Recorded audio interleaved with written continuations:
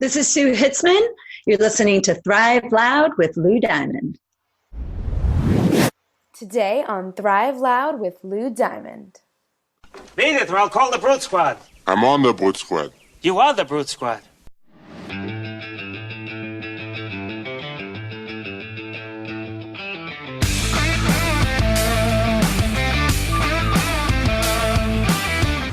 It's time to take an inside look at those that are taking their lives, their businesses, and their passions to the next level.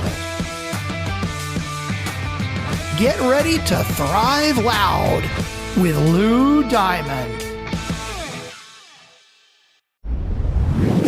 Welcome, everyone, to another episode of Thrive Loud with Lou Diamond, connecting you to the most inspiring and amazing people that are thriving each and every day. I'm your host, Lou Diamond. Today on Thrive Loud, we have the creator of the MELT method, a simple self-treatment technique that helps people get out and stay out of chronic pain. She's a nationally recognized educator, manual therapist, exercise physiologist, and founding member of the Fascia Research Society. I probably mispronounced that. I apologize. She is the author of the New York Times bestselling book, The MELT Method, which has been translated into 8 languages and has helped hundreds of thousands of people lead a healthy, pain-free life. Thrive Loud listeners, get ready to melt as we bring Sue Hitzmann onto Thrive Loud. Sue, how are you today? I'm all right, Lou. Thanks. Sue comes to us after recently being on a really fun trip and did so many cool things to her hair, things that I will never be able to do to my own scalp. I know you have hair envy. It's okay. It's all right. I'm allowed to. I have hair envy for myself, and it's on my head. So, Sue, I want to share this with you that you're an impressive individual and you have a really good story. Our listeners got a little teaser from me in the opening. I kind of want to know how this became your thing. Can we start a little bit, or I don't want to rewind all the way to the womb, but I want to rewind to the point where this became the focus of what you do.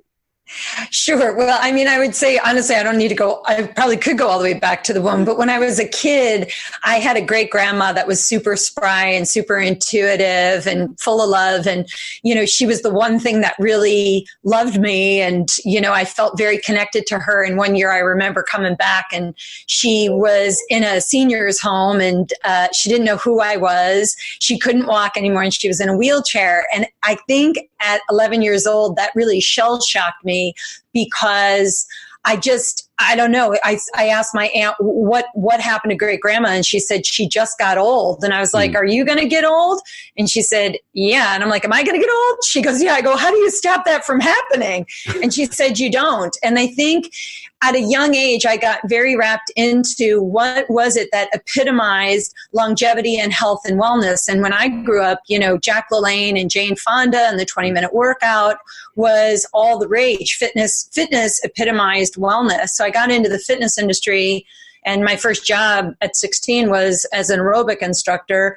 And then I got a master's in physiology and anatomy, and then got into this thing called neuromuscular therapy in my 20s, worked with a pile of athletes who got injured, got them out of chronic pain, got them back out on the field faster. And so, like a lot of 20-year-olds, you think you know everything.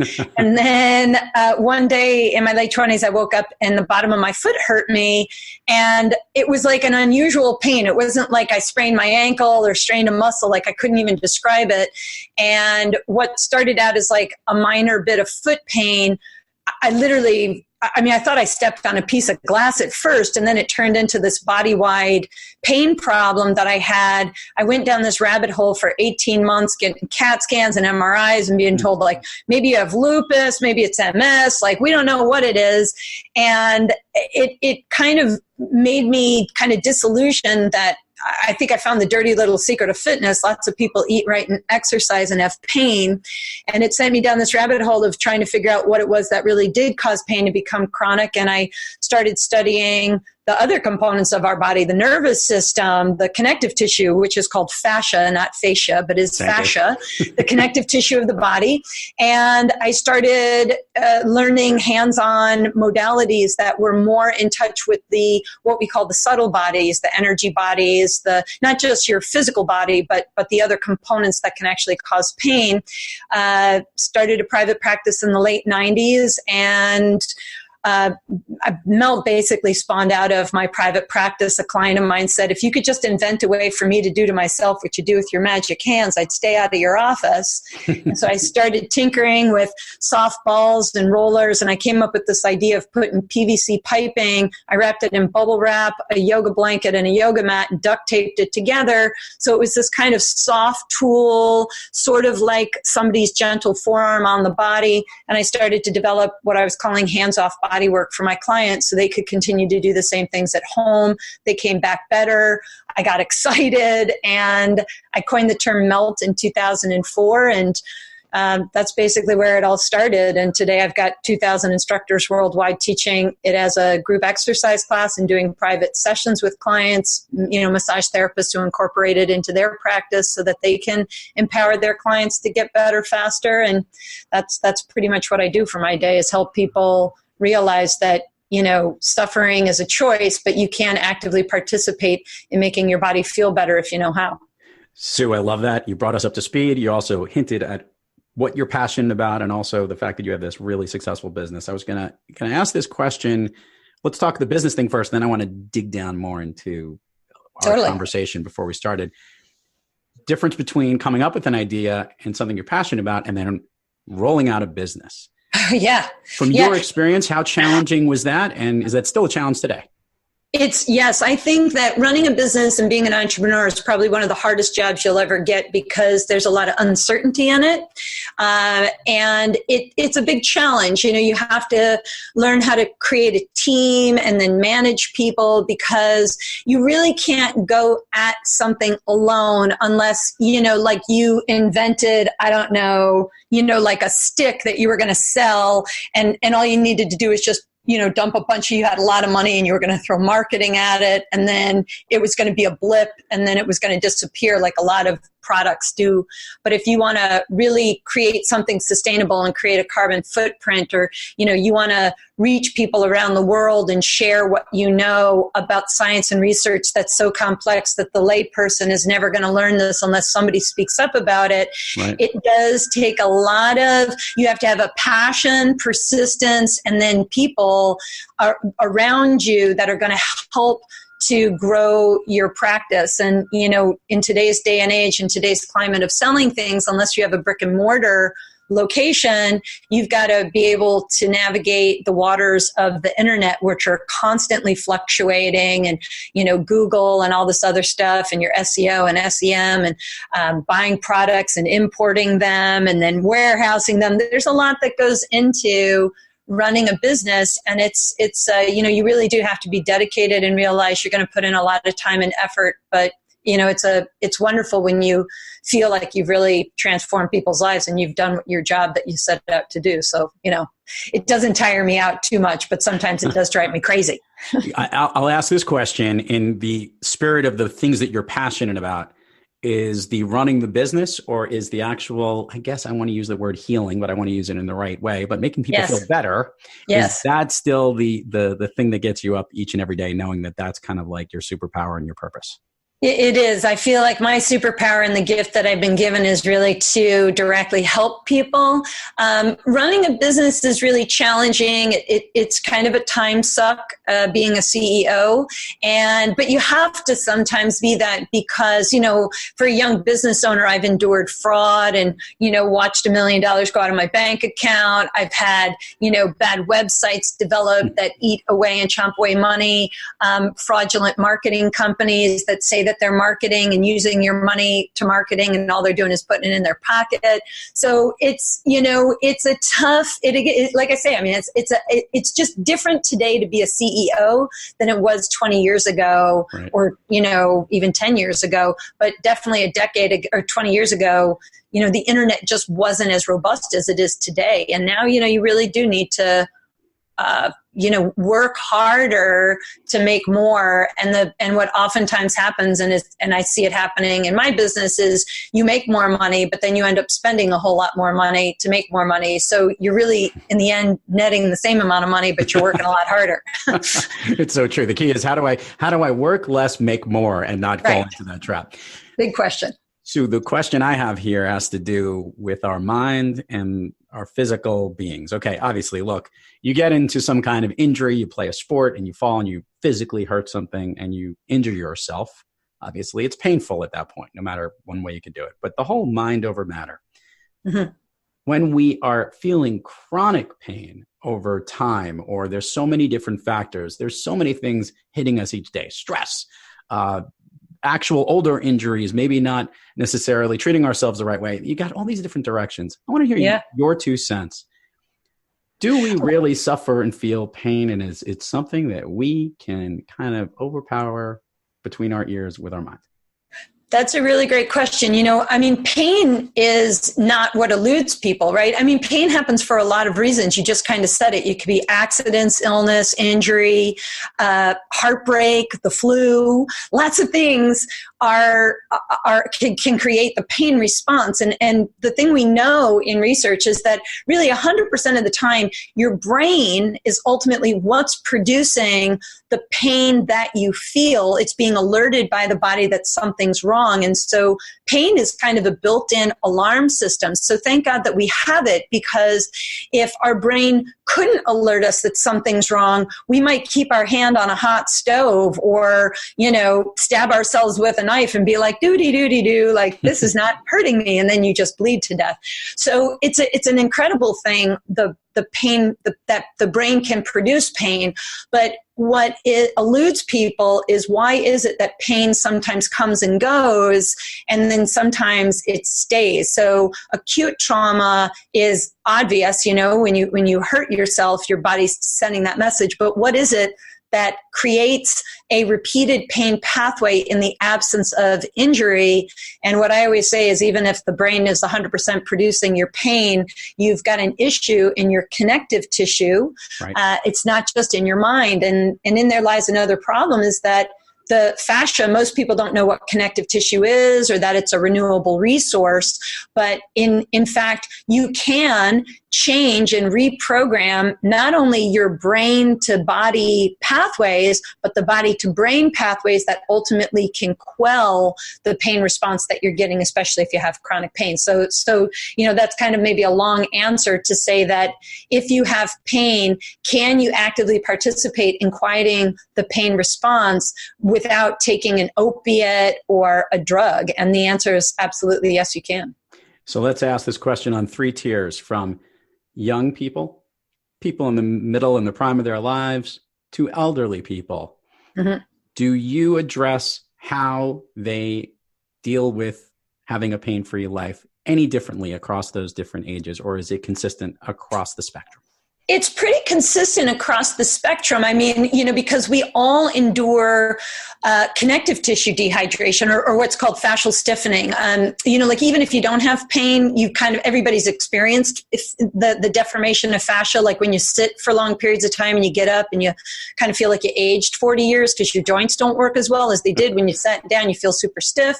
So that happens to young people as much as it does older adults. But one thing, of course, we know in general is that when you're young, you're proliferating or creating new cells actually at a faster pace and in more abundance than you do when you're in your 20s, your 30s, your 40s, and et cetera. And our DNA and the telomeres and all these things start to change as we get older. So especially women tend to deal with pain issues more often as they age, especially joint issues. And that's really because we have estrogen, and fascia and estrogen are very related. But, we all know that as we age, we kind of associate joints breaking down, poor posture, bad digestion, terrible sleeping habits, and things like that as an age-related issue. But I always say, 2020 is going to be my 50th year of life. And I feel like I look and act and well, maybe I shouldn't act that way, but I act younger than I am, right? Because I have that youthful vibrancy. And I know that it's because of how I actively participate in caring for the supportive qualities of my connective tissue, which is really what keeps your joints, your gut, and even your mind in a more balanced state. So, again, fascia is kind of a missing link that people can learn to access and regenerate if you know how. That's what kind of about. It's a practice, as you know, a discipline, as well as it is an education for the lay person to understand what doctors don't know or what doctors don't talk about. You know, and again, how you can actively participate in keeping your body feeling better as you get older. Because like I said, I mean, lots of people eat right and exercise or feel like they're doing pretty good for their daily lives, and they still have chronic pain, and they still suffer with joint problems and joint injuries.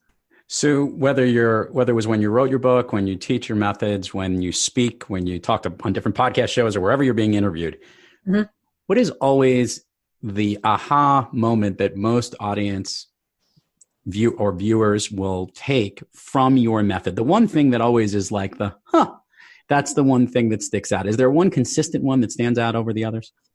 Gosh, I mean, I think that the one thing that people need to understand, or I think that gets people excited, especially about MELT, is that to restore the fluid flow of connective tissue takes like 10 minutes a day. So it's not like as if you have to go to a gym or, you know, like wear special clothes and then spend, you know, an hour doing something that's good for your body. And I think that's surprising. And actually, two of the self-care treatments that MELT has are hand and foot treatments.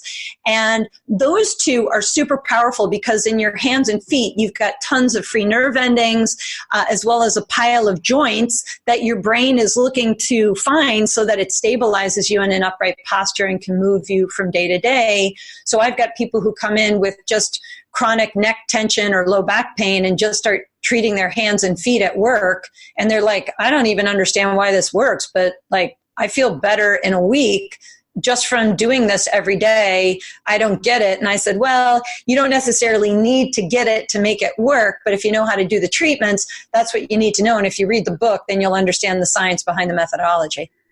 Sue, I love asking guests on this program this question, and I'm so curious to know where this one goes. So I'm dying here. On days that you have off days, which after talking to you for a couple minutes, I can't imagine that there's that many, but we all do. We have days where we're not quite kicking on all cylinders. When you have trouble thriving, who or what practice do you seek to get back on the thriving track? That's a really good question. Well, I have a mindful-based practice. I do mindful meditation. I read a lot of Thich Nhat Hanh. I maybe, spend time just even doing reflection and writing. I write a lot. I love Russell Brand. I love his podcast. I think he's raw and real, and I love how he took a life of addiction and turned it around to spirituality. I listen to a lot of Jack Kornfield, Colin Tipping. You're well-rounded here. You do it all. You meditate, you listen, you do all this stuff. I love it. Yes. Let's share with the listeners, take the admin part of the show away here. Share with the listeners all the places people can find you.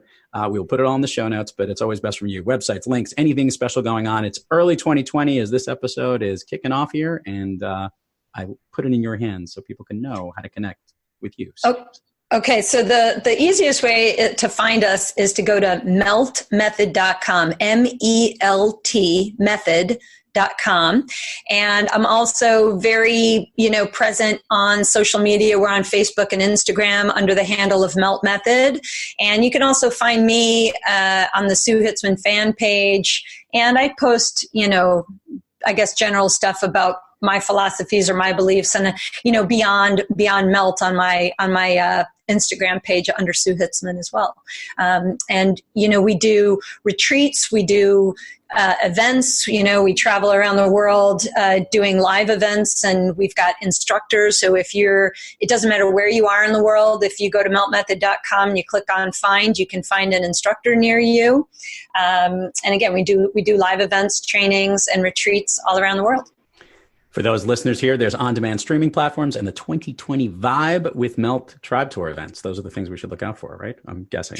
Yes, the Vibe with the Tribe Tour. Yeah, we've got like a bunch of events coming up for 2020. And I have a streaming app, an app called Melt Method. And every week I put out a new treatment that is in the categories of pain, performance, and lifestyle. So if you're looking to, improve your tennis game or looking to manage a recent knee surgery or back pain, or you have scoliosis, we do Melt Maps for pretty much any disorder, dysfunction, disease, or sport that you can think of. Like it. All right, Sue, it's time to take you down Fun Street here. We're going to have some fun here as we bring this interview to a close. He's laughing on this. Okay, first of all, we're going to discuss one of the signature questions here and get this out of the way. Can you share with the listeners your all-time favorite movie? I have so many, but I would say, honestly, The Princess Bride is probably one of my all-time favorites, which I've seen like at least 100 times and could probably recite 90% of the movie from beginning to end. Is there one particular part of the movie that you like more than anything else? I think the part with Billy Crystal when they come in and he says, "We're going to call the Brute Squad. You are the Brute Squad." Yes. So that whole, and then the Tuplave. I mean, there's so many parts. I don't know. I love the whole movie. I'm actually always impressed at how the other actors were able to maintain their calmness while I don't know how they did it. Carol Kane did that scene. I don't know either. Liar! You humperdink. I sound just like her. It's That's awesome. actually really good how well you did that. Okay, so I want to bring this on 2 points to close this show out here. Look, you obviously are very physically active. You work out all the time. You have lots of things. Is there one jam that you have, the one thing that like gets you up and more motivated than anything else? A certain song, certain beat that you use that you like to hear more often than not?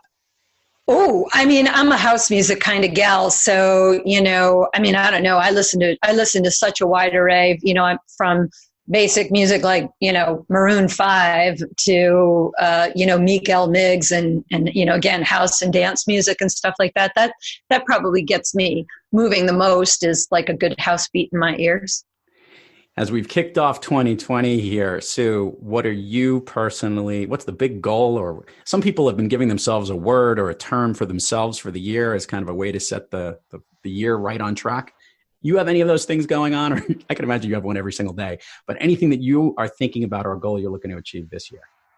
Yeah, I mean, I think, this whole year I've kind of got shell-shocked into, a different type of life. And so I think gratitude has been a real big thought for me, is finding joy even in the days that you feel that you're so suffering and sorrow. So I'm looking for 2020 to be a clear vision path. That's what the Vibe with the Tribe tour is all about, is really focusing in on what it is that you really want out of your life, that you feel you just need a little bit of help and support with. So I think 2020, we're looking to bring a little bit more support, a little bit more joy, a little bit more love to the world, and see if we can get around the world. I'm looking forward to Australia, Japan, China, and South Korea, England, and Germany, all in 2020. So it's going to be a big year for us traveling around the world, which is, I think, a real accomplishment for any young business owners to be able to say, I went around the world helping people. So I'm excited for that.